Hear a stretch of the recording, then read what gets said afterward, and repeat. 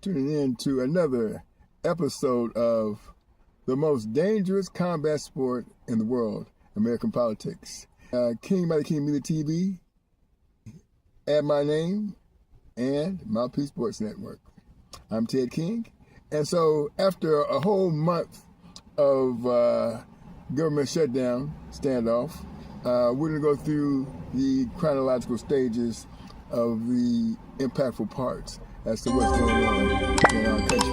On October the 8th, Senator Ruben Gallego and Mark Kelly, both are Arizona Democrat, were publicly sparred with House Speaker Mike Johnson and Republican Mike Lawler over the delay in swearing of Democrat Andrelita Grijalva. What you're going to hear is Republican Ruben Gallegos state, "Let's be clear.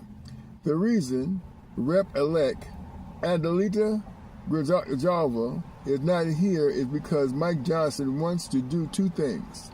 Number one, cover up the pedophiles on the Epstein list," Gallego told reporters, and number two, put his members in a really rough position when it comes to voting and extending these Affordable Care Act tax credits. So he says, he's making a statement. You'll hear this coming up right now. Let's be clear. The reason Andrelita Grijalva is not here is because Mike Johnson wants to do two things. Number one, cover up for pedophiles on the Epstein list. And number two, put his members in a really rough position when it comes to voting and extending these ACA tax credits. Oh, hey, gentlemen. Hey, Speaker. Appreciate it. Good to see y'all. Hey, so his Congresswoman and a friend of ours, Andrelita Grijalva, we're waiting. Yeah, reopen the government so we can get back to work. I mean, but this excuse just keeps on moving. Yeah, Well, it's not great if you want representation. Not last week. No, there's there's 750. Wait, let me answer the question. We're happy that she got elected. She's filling her father's seat. That's fantastic.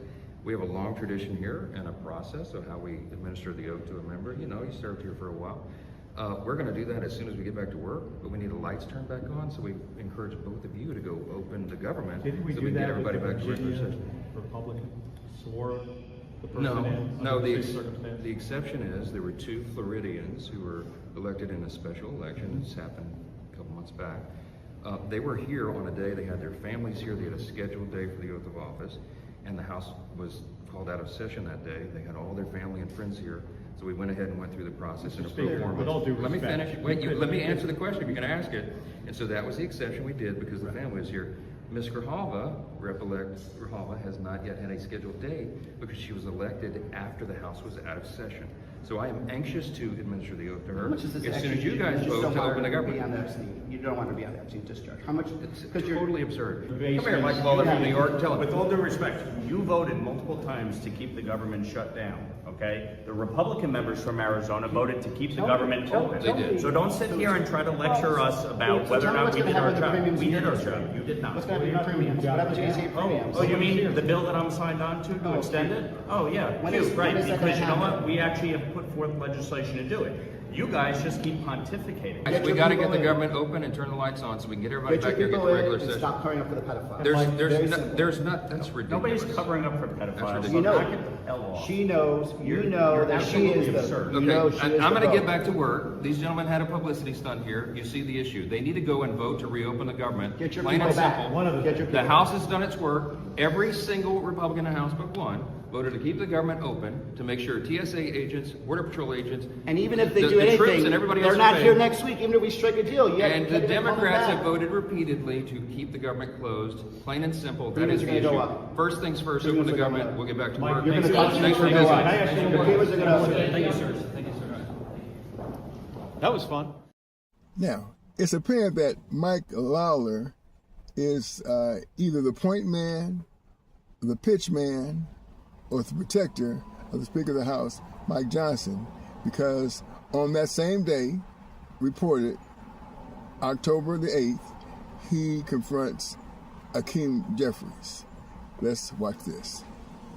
The government remains shut down, and chances of a solution do not seem to be rising, but temperatures certainly are. Republican Congressman Mike Lawler confronted Democratic leader Hakeem Jeffries after a news conference. You're not gonna Wasted. you're not gonna talk Wasted. you're not gonna talk to me. Wasted You're not on gonna talk to me fraud and talk and over non-New me York residents because you don't getting want to paid. hear what I have to say. Oh, I'm listening. So why Go don't you ahead. just keep your mouth shut? Oh, because you is showed that- up. is that the way to you talk? You showed up. Yeah. And so you voted for this one I big signed ugly on bill. for this. I'm here on his my behalf 'cause of he's my afraid to constituents debate. Is because that you right? shut the government down. And my constituents are suffering as a result of your ridiculous ploy because you're so afraid of Zohran Mandami. By the way, when are you endorsing him? By the way, do you endorse him for first mayor? First of all, are you going to endorse him for mayor? Listen, you're a complete and total embarrassment right now. Oh, With us now is the House Minority Leader, Hakeem Jeffries. Leader Jeffries, thank you so much for being with us. We'll get to you and your friend Mike Lawler in just a second. But first, I do want your reaction to the word that all the Israeli hostages could be home within days. Your reaction to that and what you think President Trump's role was in brokering this deal. Well, good morning. Great to be with you. It's a very, very positive step in the right direction. We're all hopeful that this agreement will be finalized, that the hostages will be released in a matter of days and returned home to their loved ones. Of course, that we can surge humanitarian assistance into Gaza to alleviate the pain and suffering that Palestinian civilians have been experiencing in the theater of war for the last 2 years, and that we can achieve not just a ceasefire, but a pathway toward a just and lasting peace for both Israel and the Palestinian people. So, Leader Jeffries, let me ask you about the status of the shutdown and that confrontation with New York Congressman Mike Lawler. Among the many things that were exchanged back and forth there, he was asking you about the possibility of a one-year extension on the expiring Obamacare subsidies. Specifically, what is your opposition to that? Well, MAGA Mike Lawler is an irrelevant individual. He doesn't even have the support of the House Republican leadership, who have refused to address the issue of extending the Affordable Care Act tax credits. The Democratic position has been clear. We will sit down with anyone, anytime, any place, one, to reopen the government, negotiate a bipartisan agreement that has to actually make life better for the American people, not hurt everyday Americans. And a meaningful part of that is to address the Republican health care crisis, which includes, but is not limited to, the largest cut to Medicaid in American history, the failure of Republicans to address the Affordable Care Act tax credits that are expiring, hospitals, nursing homes, and community-based health clinics closing all across America, including in rural parts of the country, because of the one big ugly bill. These are real issues affecting everyday Americans, working class Americans. And our view is that we need a meaningful response to addressing the Republican health care crisis, not simply a Band-Aid solution that Republican leadership in the House and the Senate don't even support right now. Take Lawler out of it, Congressman Lawler out of it for a second. I don't think you guys will be having a beer anytime soon. But are you suggesting that when it comes to Obamacare subsidies, you are for permanence or broke? If they're not made permanent, you won't change your position on the shutdown? No, what I'm suggesting is that we need to have a meaningful bipartisan discussion, that our position as articulated in the legislation that we've introduced is a permanent extension of the Affordable Care Act tax credits. But we're open to having a conversation in good faith to try to address this Republican health care crisis. It's ironic, however, that Republicans just a few months ago passed their one big ugly bill, which included permanent tax breaks for their billionaire donors, the wealthiest and the most well-off people in the United States of America. And so the question becomes, isn't it reasonable for working class Americans, for middle class Americans, for everyday Americans who are facing the possibility of dramatically increased premiums, copays, and deductibles? We're talking about thousands of dollars per year in additional health care costs. Isn't it reasonable for them to have a similar level of certainty in their lives? And that's what Democrats are fighting hard to achieve. One of the things that has not happened in Congress is the swearing in of Representative-elect Adelita Grijalva from Arizona. What do you think the holdup is there? Well, it's been weeks since Representative-elect Adelita Grijalva has been decisively elected. And so it's very strange to us that House Republicans continue to delay her swearing in. It could have happened last week. It could have happened this week. It's not been scheduled for next week. And it does appear to many of us that part of the issue is that she will clearly become the 218th signature on the discharge petition that will trigger an up or down vote on the release of the Epstein files. Because we know that House Republicans and Senate Republicans and the Trump administration have been hiding the Epstein files from the American people for months now, even over the wishes of the brave survivors who want full transparency so there can be full accountability. And that's what we support. I do want to go back to 1 second on the idea of the extension of Obamacare subsidies. You said the idea of a one-year extension is a non-starter. Punchbowl wrote up this morning in their morning note that they'd been talking to Leader Schumer over in the Senate, and he hadn't drawn similar red lines to you, saying that a one-year extension is a non-starter. And the quote from Punchbowl is, when we pointed out to Schumer that he hasn't drawn similar red lines, Schumer responded, "I don't negotiate in public." To what extent are you and Senator Schumer on the same page on this? The interesting thing is that for weeks we've seen House and Senate Democrats on the same page, and we continue to be on the same page as it relates to defending the health care of the American people and demanding a bipartisan negotiation between House Republicans, House Democrats, Senate Republicans, Senate Democrats, and the administration, so we can enact a spending agreement that actually makes life better for the American people, addresses the cost of living crisis that Donald Trump is inflicting on everyday Americans, healthcare premiums about to skyrocket, housing costs totally out of control, electricity bills have been skyrocketing, grocery prices remain high. We just need to sit down and have a bipartisan negotiation in order to make life better for the American people and address the Republican healthcare crisis that is devastating people. Working class America, rural America, urban America, small town America, the heartland of America, and black and brown communities throughout America. This is an all hands on deck moment. And House and Senate Democrats have been completely aligned, and Senate Democrats continue to hold the line in a strong and principled way on behalf of the American people. House Minority Leader Hakeem Jeffries from New York, we appreciate your time this morning. Thank you. Well, tonight the government shutdown is in its fourth week, and it will continue after the Senate failed to advance a funding bill for the 13th time. The motion required 60 votes for approval and lacked support from most Democrats. The Democrats and Republicans are at odds over extending health care subsidies for the Affordable Care Act. We're learning more now about the ripple effects of the shutdown. Air traffic controllers missing their first paycheck today. Vice President J.D. Vance told reporters that he believes the administration can continue to pay the troops on Friday, but didn't elaborate on how. More than 24 states are now suing the Agriculture Department for the expected suspension of SNAP benefits that's expected this weekend. And while Georgia isn't one of those states filing a lawsuit over the loss of SNAP benefits, there are thousands of local families here looking for some kind of help. If the federal government is still shut down when Saturday comes, recipients will not have any more funds added to their SNAP cards.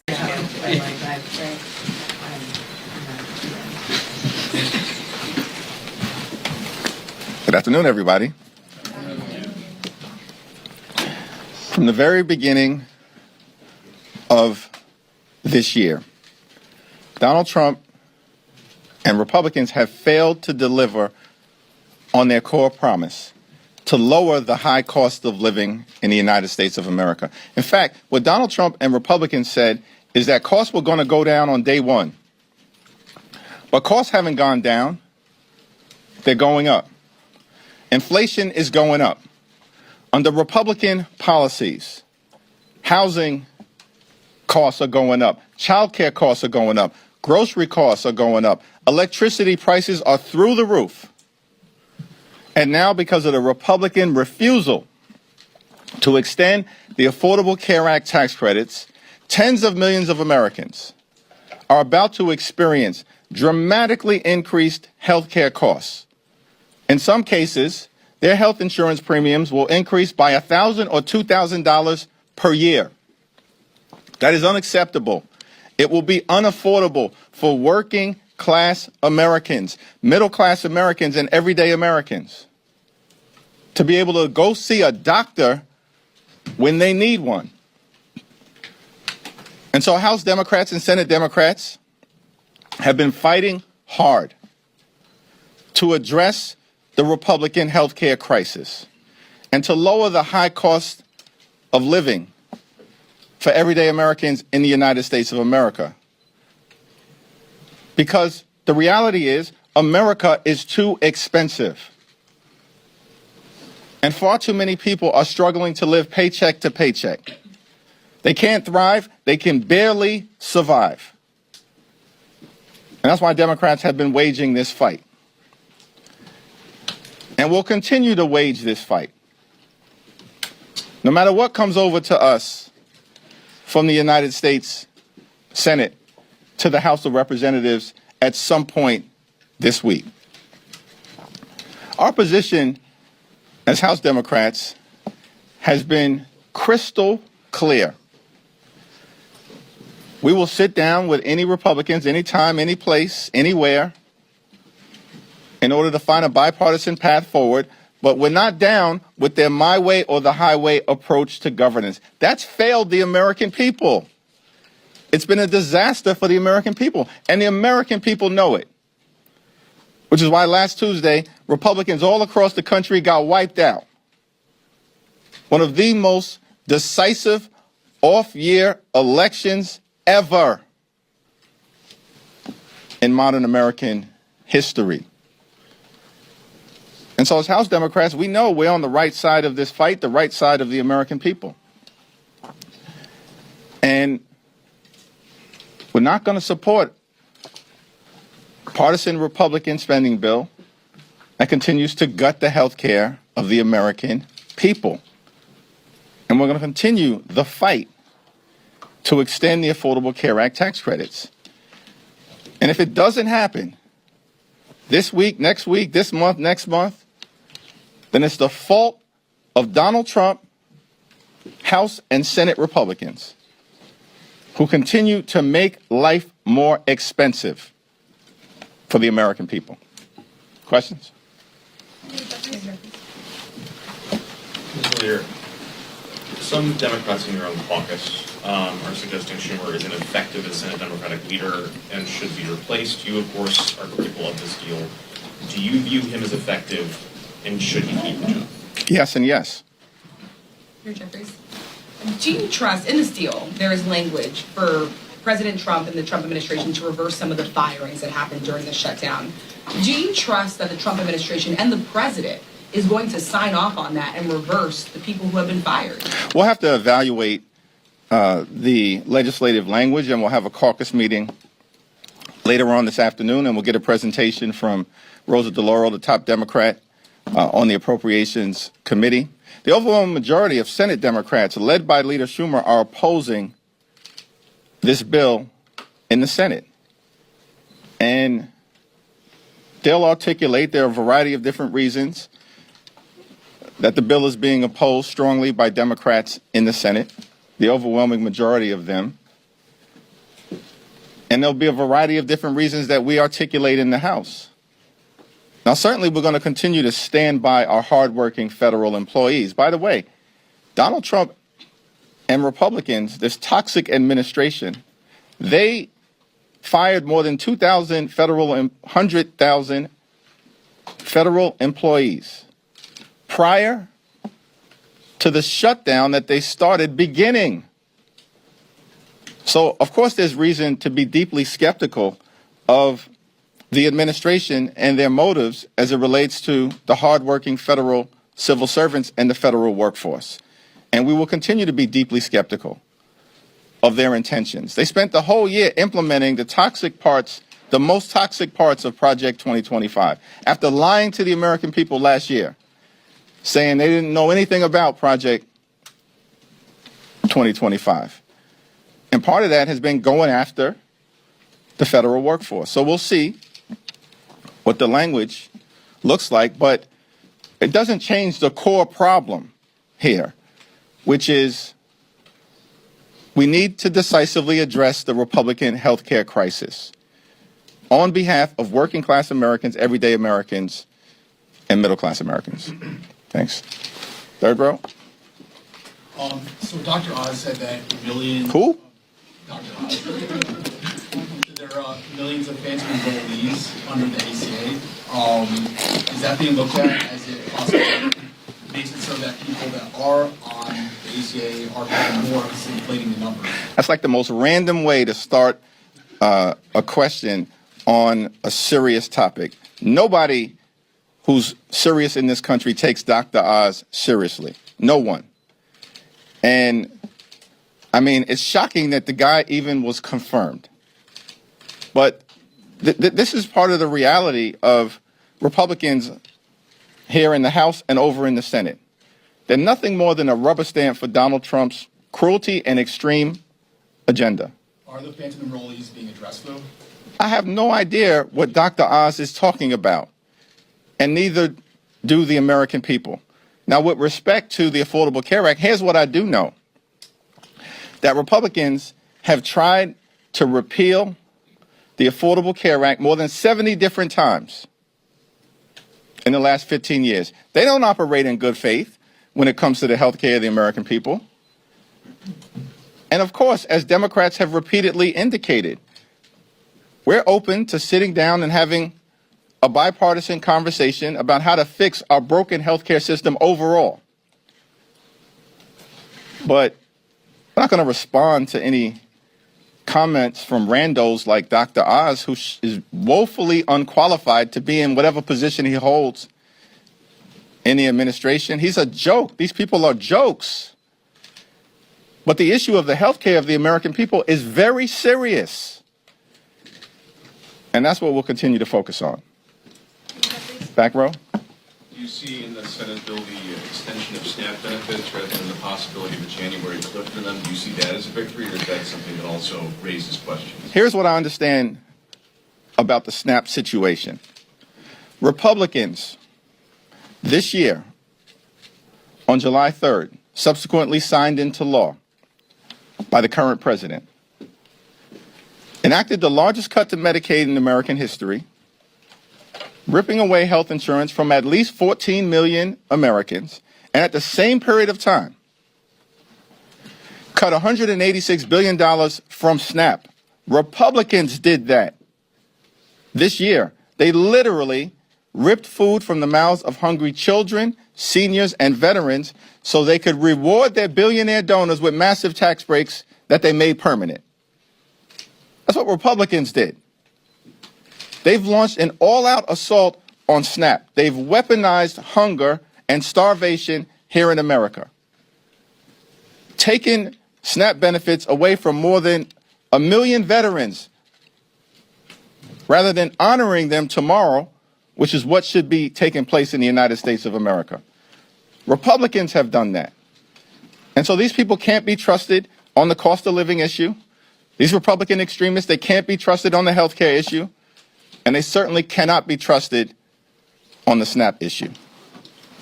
As you know, this has been the longest shutdown in American history. You've seen chaos at airports, delayed SNAP benefits, people losing their jobs.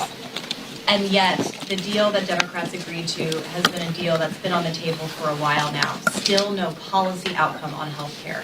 So what did the American people gain from the past 41 days? Our fight in the House of Representatives will continue to address the Republican health care crisis.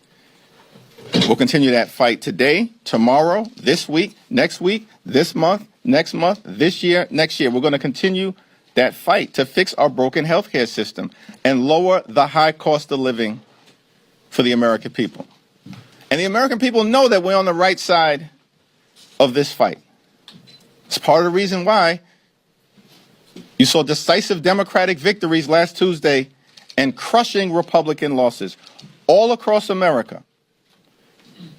In Virginia, in New Jersey, in New York, in Pennsylvania, in California, in Mississippi, in Georgia, across the country, up and down the ballot. Because Republican policies have failed the American people. And as Democrats, we're going to continue to fight to make their life better. Thanks.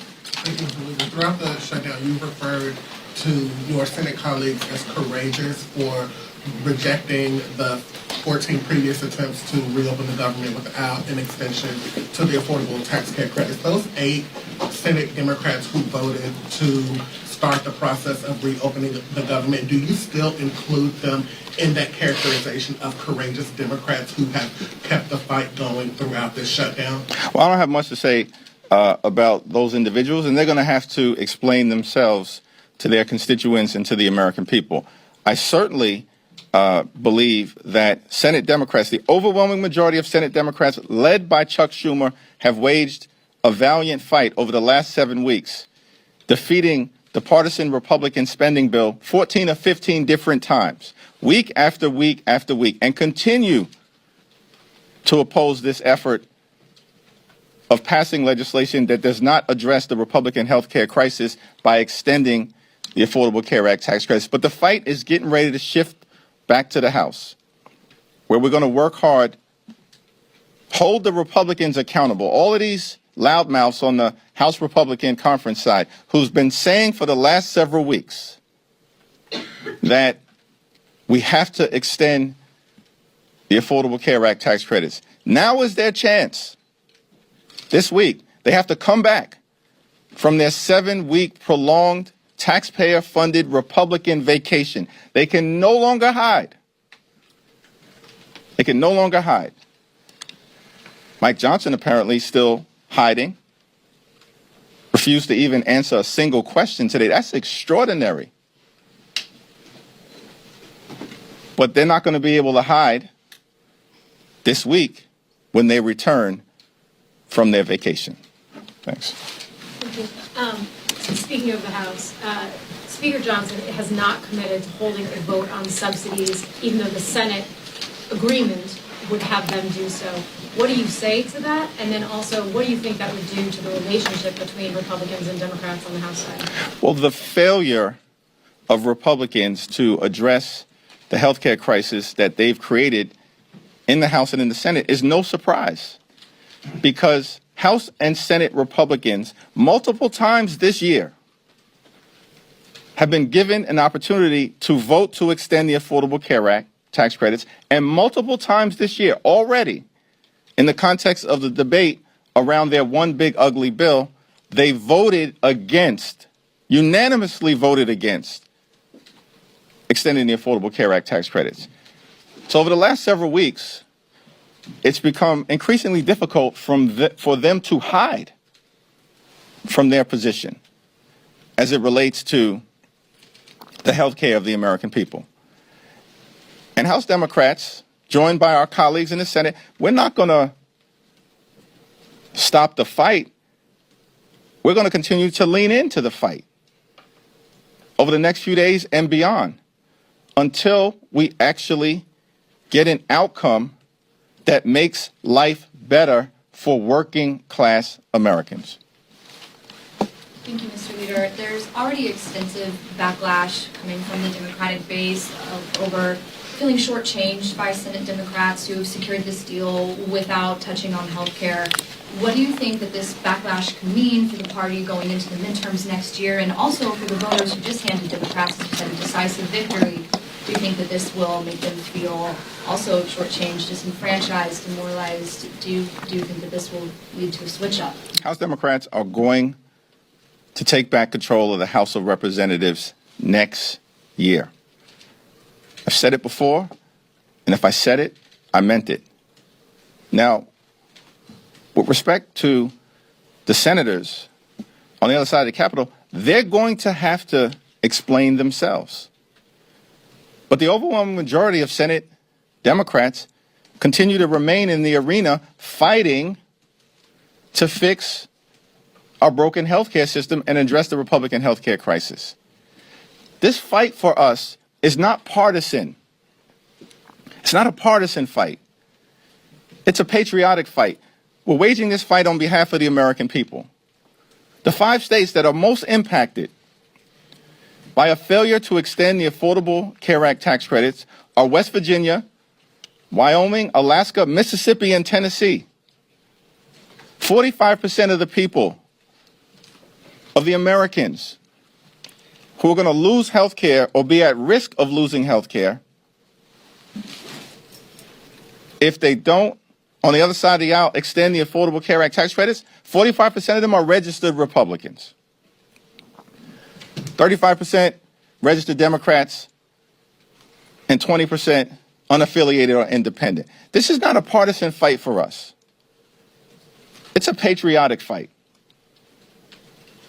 You know, one of the people that I met early on during this Trump Republican shutdown, came to Capitol Hill, was a 29-year-old named Mariah Plant. She's from rural Wyoming County in West Virginia. Her older brother is nonverbal, autistic, and requires 24-hour care. And Mariah is able to provide that care to her older brother lovingly and affectionately because of Medicaid that Republicans have now cut by the largest amount in American history. Her hospital in rural West Virginia is at risk of closing because of Republican policies in their one big ugly bill. And at the same time, this 29-year-old loving caregiver for her older brother gets her health care from the Affordable Care Act. And it's affordable because of the tax credits that Republicans now want to rip away from her. And so I'm fighting for people like Mariah Plant. Very different than the people that I represent in Brooklyn, New York. But she's an American, just like I represent hundreds of thousands of Americans. And that's what House Democrats are doing. We're fighting for the American people. Thank you, Leader Jeffries. Have you spoken to your Democratic colleagues in the Senate who voted to reopen the government? And if so, what do you make of the argument that Republicans would not discuss health care during the shutdown, so they said there's no choice but to vote yes? I have not spoken to them. Thanks. Different topic, Mr. Leader, if you don't mind. President Trump announcing widespread pardons for the group of people that were involved in providing alternate electors, as they called it, for the 2020 election. And he also has allegedly received a commutation request from Ghislaine Maxwell. Just wondering about your thoughts about the way the president has handled his pardon power, especially given how critical he was of President Biden. Well, Donald Trump, in terms of the exercise of his pardon power and commutations, is completely and totally out of control. Like, he can find the time to pardon a serial fraudster like George Santos, but can't find any time to sit down with Democrats on Capitol Hill who represent half the country in order to address the health care crisis that Republicans have created. That's devastating people in urban America, rural America, working class America, small town America, the heartland of America, and black and brown communities throughout America. And so what we're seeing with these toxic pardons and commutations coming from Donald Trump is more of the same. And look, the American people know these extremists on the Republican side have gone too far. And the crazy part about it is that they went too far on day one of Donald Trump's presidency. And it's been downhill ever since. On day one of Donald Trump's presidency, this guy pardons hundreds of violent felons who brutally beat police officers, 140 of whom were seriously injured. Life-threatening injuries in many cases. And then unleash these people on communities all across the country in ways that put those communities at risk.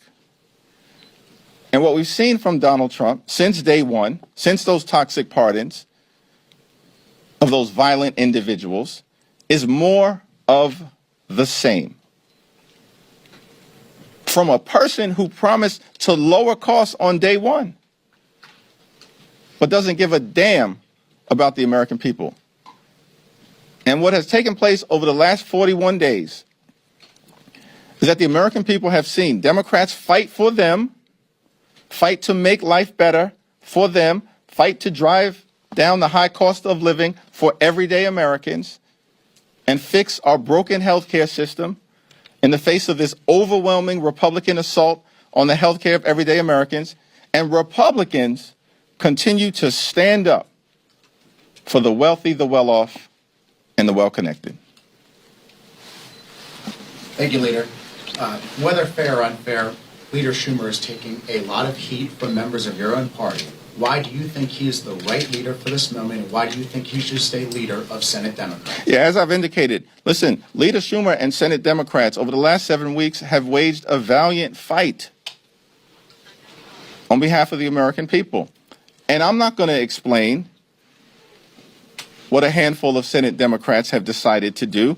That's their explanation to offer to the American people. What we're going to continue to do as House Democrats, partner with our allies throughout America, is to wage the fight to stay in the Coliseum, to win victories in the arena on behalf of the American people, notwithstanding whatever disappointments may arise. That's the reality of life. That's certainly the reality of this place. But we're in this fight for all the right reasons, because the extremism that has been unleashed on the American people is completely and totally out of control.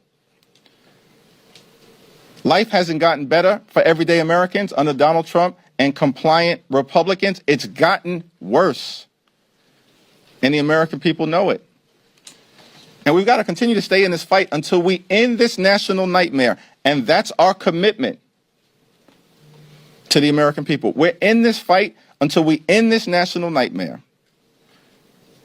and can get back to a place where we continue America's long, necessary, and majestic march toward a more perfect union. Thank you.